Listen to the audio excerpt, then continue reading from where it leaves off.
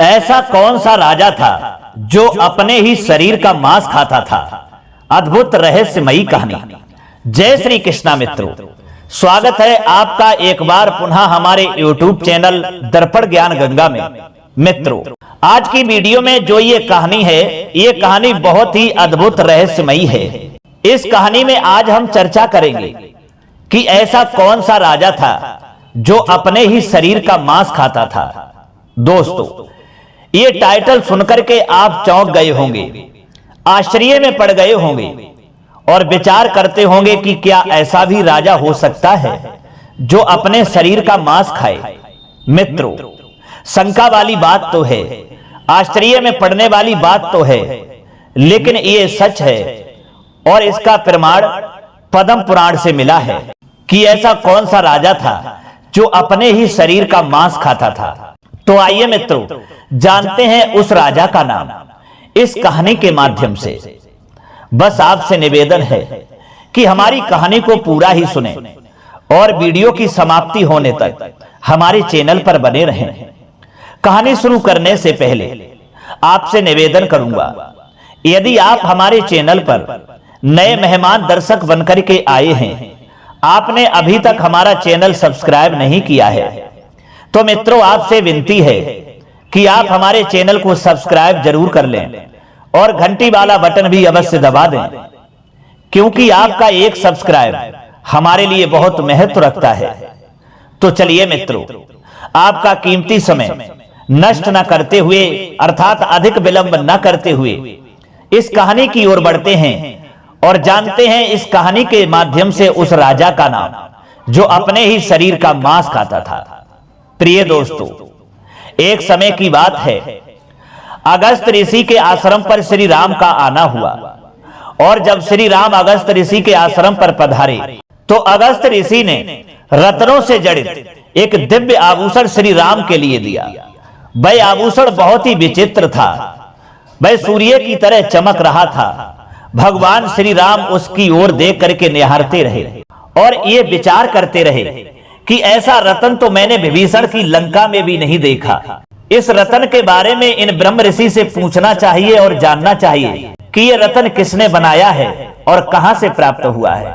मित्रों, ये विचार करने के बाद में श्री राम अगस्त ऋषि से पूछने लगे कि हे ब्राह्मण देव, ये रत्न तो बड़ा ही अद्भुत है, ये राजाओं के लिए भी अलभ्य ही है, आपको ये कहां से और कैसे मिला है तथा किसने इस आभूषण को बनाया है। मित्रों, श्री राम के पूछने पर तब अगस्त जी कहने लगे, हे रघुनंदन, आइए हम तुम्हें बताते हैं इस दिव्य रत्न के बारे में कि ये हमको कैसे प्राप्त हुआ है। अगस्त ऋषि कहने लगे कि हे श्री राम, पहले त्रेता युग में एक बहुत विशाल वन था। इसका आकार 100 योजन का था, किंतु उसमें ना कोई पशु रहता था ना ही पक्षी रहता था। उस वन के मध्य भाग में 4 कोस लंबी एक झील थी, जिसमें हंस और कारंडव आदि पक्षी सकुशल रहते थे। वहां मैंने एक बड़े आश्चर्य की बात देखी।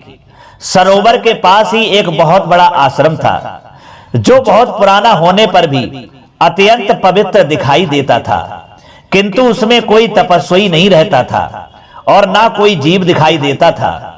मैंने उस आश्रम में रहकर ग्रीष्म काल की एक रात्रि व्यतीत की। सवेरे उठ करके जब तालाब की ओर मैं चला तो रास्ते में मुझे एक बहुत बड़ा मुर्दा दिख पड़ा, जिसका शरीर अत्यंत हष्ट-पुष्ट था।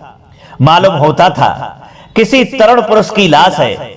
उसे देख करके मैं सोचने लगा कि ये कौन है, इसकी मृत्यु कैसे हो गई है तथा ये इस महान वन में आया कैसे है। इन सारी बातों का मुझे अवश्य पता लगाना चाहिए था। हे रघुनंदन, मैं खड़ा खड़ा यही सोच रहा था कि इतने में आकाश से एक दिव्य एवं अद्भुत विमान उतरता है। वह परम सुंदर और मन के समान वेगशाली था। एक ही क्षण में वह विमान सरोवर के निकट आ पहुंचा। मैंने देखा उस विमान से एक दिव्य मनुष्य उतरता है और सरोवर में नहाकर उस मुर्दे का मांस खाने लगता है। भरपेट उस मोटे ताजे मुर्दे का मांस खाकर वह फिर सरोवर में उतरा और उसकी शोभा निहार कर फिर शीघ्र ही स्वर्ग की ओर जाने लगा।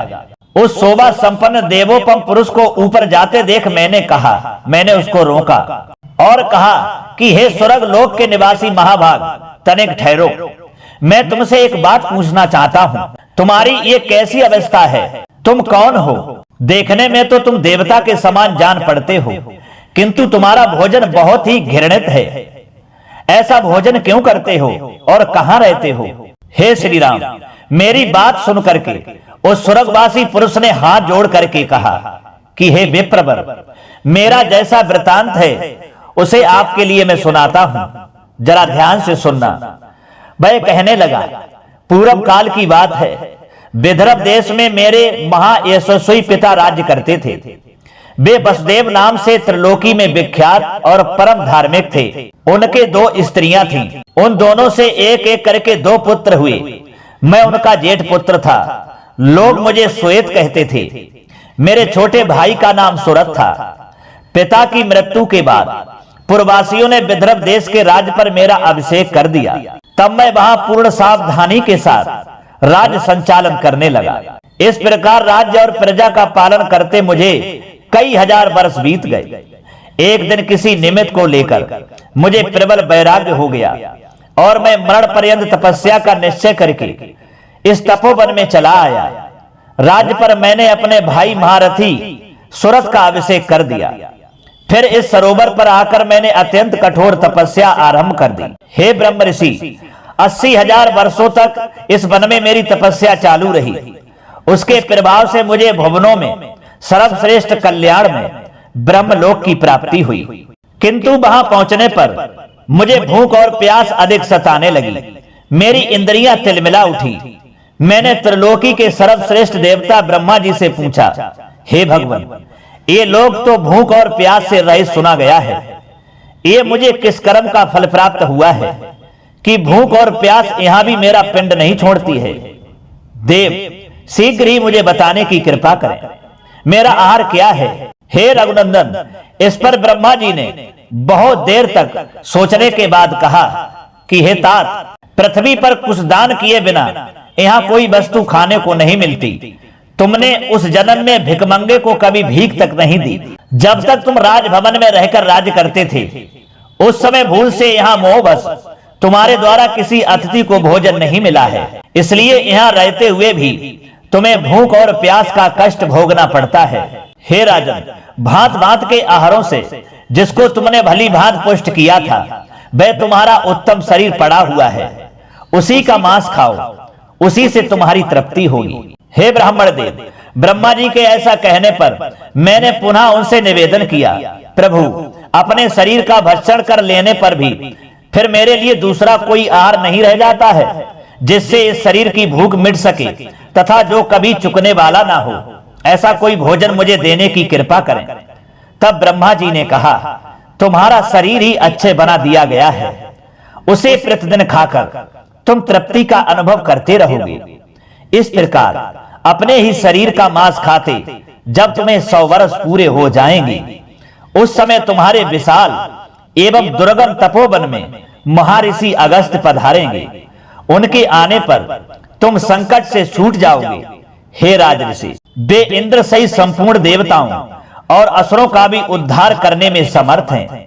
फिर तुम्हारे इस घृणित आहार को छुड़ाना उनके लिए कौन बड़ी बात हो सकती है?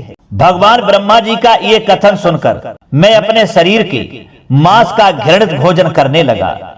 हे विप्रवर, ये कभी नष्ट नहीं होता तथा इससे मेरी पूर्ण तृप्ति भी हो जाती है।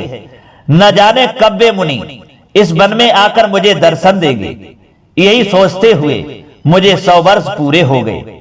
हे ब्राह्मण देव, अब अगस्त मुनि ही मेरे सहायक होंगे, ये बिल्कुल निश्चित बात है। हे श्री राम, राजा श्वेत का ये कथन सुनकर तथा उनके उस घृणित आहार पर दृष्टि डालकर मैंने कहा, अच्छा, तो तुम्हारे सौभाग्य में मैं आ गया हूं। अब निस्संदेह तुम्हारा उद्धार करूंगा। तब वह मुझे पहचान कर दंड की भांति मेरे सामने पृथ्वी पर पड़ गया।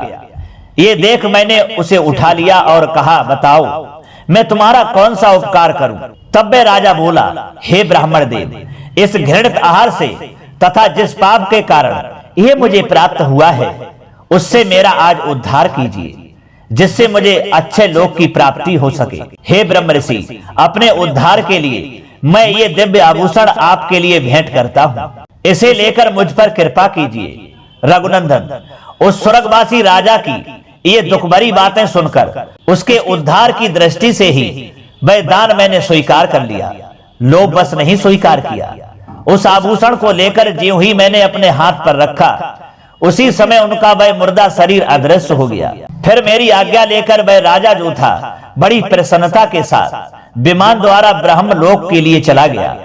इंद्र के समान तेजस्वी राजऋषि श्वेत ने ही मुझे यह सुंदर आभूषण दिया था और इसे देकर वह पाप से मुक्त हो गया। हे श्री राम, ये वही आभूषण है जिसके लिए राजा श्वेत ने मुझे दिया था। यही राजा श्वेत, जो ये राजा श्वेत अपने शरीर का मांस खाता था, जिसका हमारे द्वारा उद्धार हुआ और उसे ब्रह्मलोक की प्राप्ति हुई। हमेशा वह ब्रह्मलोक में ही विराजमान हो गया, फिर वह भूलोक पर नहीं आया। मित्रों, अगस्त ऋषि के समझाने पर श्री राम प्रसन्न हो जाते हैं। तो मित्रों, अब तो आप जान ही गए होंगे कि वह राजा यही श्वेत था जो अपने शरीर का मांस खाता था, जो मैंने इस कहानी के माध्यम से आप तक पहुंचाया है और आपको अवगत कराया है, जिसका प्रमाण पद्म पुराण में मिलता है। यदि आपके लिए ये कहानी असत्य मालूम पड़ रही है, आप विचार करते होंगे कि ये झूठ है, ऐसा भी क्या हो सकता है जो इंसान अपने शरीर का मांस खाए। लेकिन मित्रों, ये कहानी मेरी मनगढ़ंत नहीं है। ये कहानी मैंने पद्म पुराण से ली है। अगर आपके लिए विश्वास नहीं है, शंका है, तो आप पद्म पुराण में इसको देख सकते हैं। ये कहानी आपके लिए मिल जाएगी। तो मित्रों, यदि कहानी आपके लिए समझ में आई है और अच्छी लगी है तो कमेंट बॉक्स में राय जरूर देना। हो सके तो अपने मित्रों के लिए भी शेयर कर देना। अब क्षमा चाहते हैं, फिर मिलेंगे अगली वीडियो में किसी नई और चर्चा के साथ में। तब तक के लिए सब्सक्राइबर बंधुओं एवं दर्शक भाइयों के लिए राधे कृष्णा, जय श्री राम, ओम नमः शिवाय।